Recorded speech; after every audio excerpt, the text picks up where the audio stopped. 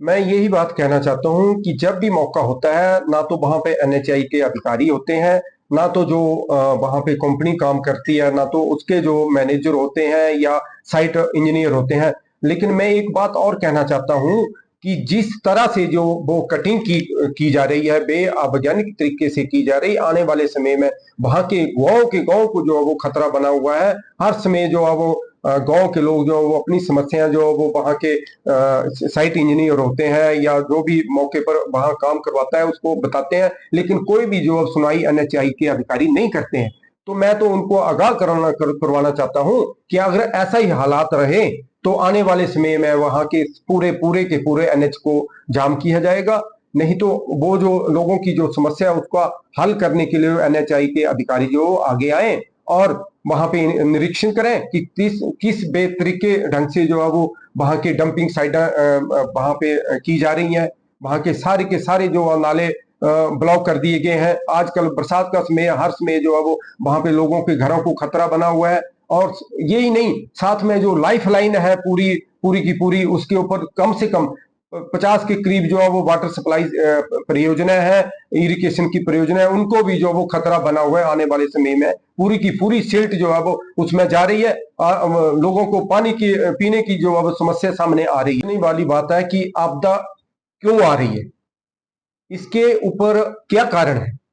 तो सबसे बड़ी बात यह है कि जिस तरह से ये जो 4 लेन 2 लेन के काम हो रहे हैं, अब वैज्ञानिक तरीके से जो है वो वहां की कटिंग हो रही है और उसके ऊपर किसी तरह का कोई भी कंट्रोल नहीं है। केंद्र सरकार उसको जो वैज्ञानिक तरीके से जो कटिंग और वहां खुदाई कर रही है, डंपिंग साइटों को जो है वो जहां चिन्हित किया गया वहां पे डंपिंग नहीं की जाती है।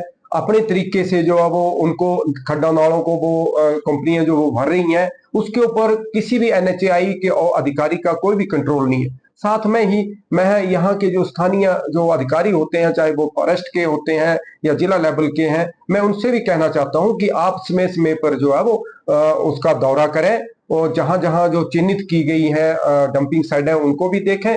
और कहाँ लोगों की जो लाइफ लाइन है, यहाँ खड्डा नाले जो है लोगों की लाइफ लाइन है, लेकिन उनका जो है वो डंपिंग साइटों के तहत जो है वो उनको भर रही हैं। अब यहाँ पे जो एक 2 लेन का काम चला हुआ है कोल्ली से लेकर चीलवाल तक, तो मैं कहना चाहता हूं कि एनएचआई के अधिकारी उसको देखें। यहाँ की जो लाइफ लाइन है वो कुना खड्ड है, उसकी उसके ऊपर डंपिंग साइटें बना दी गई हैं और उसको पूरी मलबे के साथ भर दिया गया है। आजकल बरसात का समय है, लोगों के घरों को नुकसान होने वाला है। लोगों को जहां नाले हैं, लोगों के गांव के साथ साथ लगते हुए नाले हैं, उनको भी डंपिंग साइट बना दिया गया है।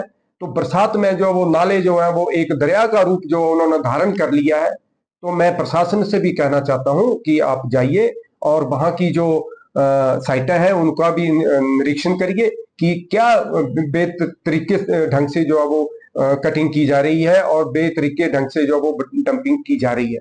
मैं माननीय राहुल गांधी जी का धन्यवाद करता हूं, जिन्होंने आपदा की घड़ी में हिमाचल का साथ दिया है और हिमाचल में आपदा राहत कोष में जो 5 करोड़ रुपया जो उन्होंने सहयोग के रूप में दिया है, उसके लिए मैं तहे दिल से हिमाचल कांग्रेस की तरफ से, हमीरपुर कांग्रेस की तरफ से उनका धन्यवाद करता हूँ।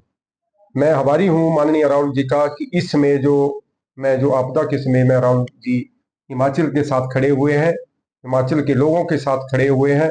उन्होंने ये दर्शा दिया है कि राहुल गांधी का हिमाचल के साथ क्या रिश्ता है। दूसरी तरफ मैं ये पूछना चाहता हूं कि जो विपक्ष के लोग राजनीति कर रहे हैं, आपदा के ऊपर भी राजनीति कर रहे हैं। एक तरफ तो यहाँ के जो सांसद हैं वो कहते हैं कि हमारे पास किसी भी तरह का फंड नहीं है। तो ये उनको राहुल जी से सीखना चाहिए, जिन्होंने कहाँ से जो है वो फंड हिमाचल के लिए उपलब्ध करवाया। और एक तरफ दूसरी तरफ जो यहाँ के सांसद है वो बैगों के ऊपर, जो बच्चों के बैग होते हैं या कापियां होती हैं, उसके ऊपर अपना फोटो लगवाकर जो है वो राजनीति कर रहे हैं। फोटो और बैग देने का फायदा तो तब है जब स्कूल बनेंगे। आपदा के समय में स्कूल बैगे हैं, बच्चों को पढ़ने के लिए स्कूल नहीं है, उपलब्ध नहीं है, तो बैग क्या करेंगे, कॉपियां क्या करेंगे बच्चे। तो मैं तो उनसे भी ये कहना चाहता हूं कि राहुल जी से सीखो और आपदा की घड़ी में आगे आओ, ना कि राजनीति करो।